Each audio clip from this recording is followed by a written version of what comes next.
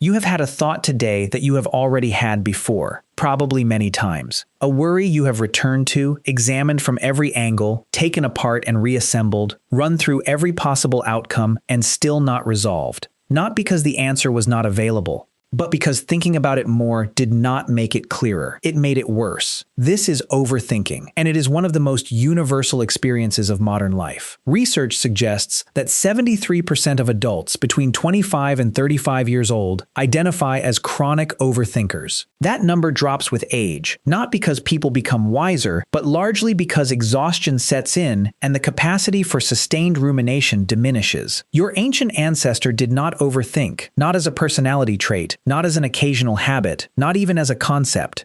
The mental pattern we call overthinking, sustained, repetitive, unresolvable circular thought about problems that do not require immediate physical action, essentially did not exist in the way it exists for you. Understanding why requires looking at something almost no one examines when they discuss overthinking. Not the thoughts themselves, but the conditions that make overthinking possible in the first place. Let's go.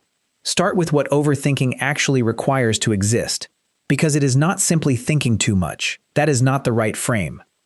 Overthinking requires problems that cannot be solved by physical action. In the ancient world, almost every problem had a physical solution available right now. Hungry, hunt or gather. Cold, build fire or find shelter. Threatened, fight, flee or negotiate. The thinking required was brief and action-oriented. Think what to do. Do it. Problem resolved or not resolvable, move on. The modern world is saturated with problems that have no immediate physical action available. Should I stay in this relationship? Am I in the right career? What do people think of me?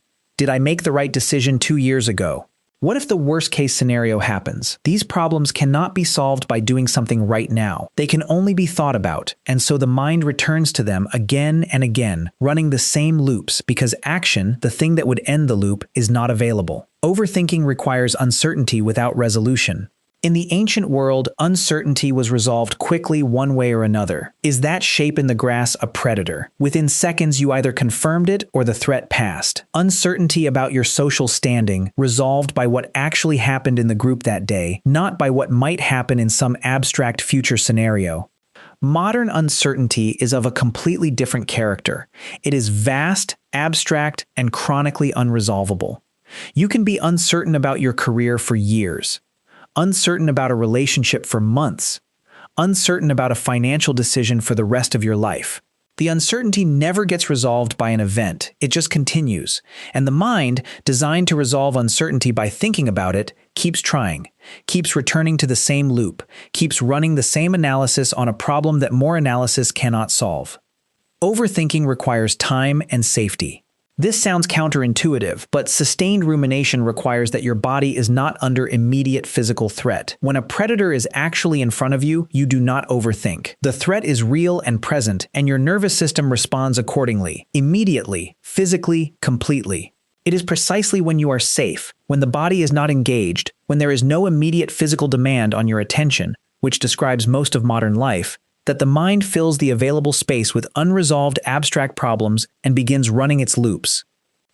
Ancient humans were physically active for most of their waking hours, moving, working, hunting, gathering, building, cooking, maintaining social relationships through direct physical interaction. The mind was continuously engaged with immediate real-world demands. There was almost no cognitive idle time of the kind that allows sustained rumination to develop. The mental loops could not get started because there was always something immediate pulling attention outward. Overthinking requires a concept of an extended future self whose outcomes you are responsible for. This is the piece that almost no one identifies. Overthinking is almost always about what might happen, what the consequences will be, how things will turn out, what people will think, whether the decision will prove to have been right or wrong.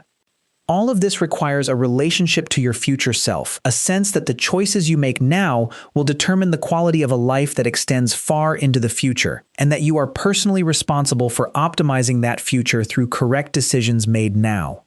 Ancient humans had a much more immediate relationship with time. The planning horizon was short: food for the next few days, weather for the next season. The future beyond that was not really a space that could be meaningfully navigated by individual thought. It was managed collectively, through the accumulated wisdom of the group, through ritual and tradition, through practices that had been tested over generations. The individual was not primarily responsible for calculating their own optimal future. The group carried that load together. Now here is the piece that explains why overthinking is getting worse, not better, in modern life. Modern life has systematically removed the three things that interrupted the overthinking loop before it could complete.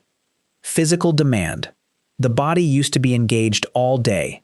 Now most knowledge workers sit still for 8 to 10 hours. The mind has no physical demand pulling it away from its loops. Social resolution. Problems in the ancient world were processed socially, discussed, witnessed, responded to by people who knew you and were invested in your actual well-being. Modern problems are processed alone, in private, inside a mind that has no external check on whether the analysis is useful or whether it has gone too far.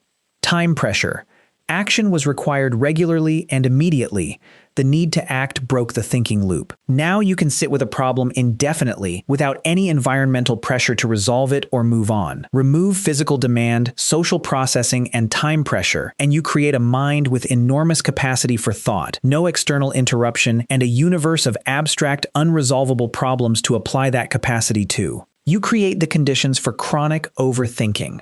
So what actually helps? Not more thinking about the thinking. That is just another loop.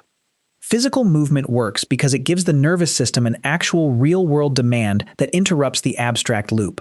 Not because exercise releases endorphins, though it does, but because a body that is physically engaged with the real world cannot simultaneously run the same internal simulation for the 47th time.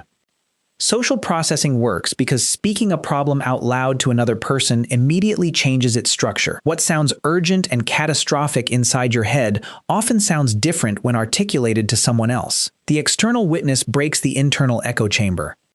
Writing works for the same reason. Externalizing the thought, getting it out of the loop and onto a surface where it can be seen, changes its relationship to the mind. The thought is no longer circulating. It has landed somewhere. The loop has an exit.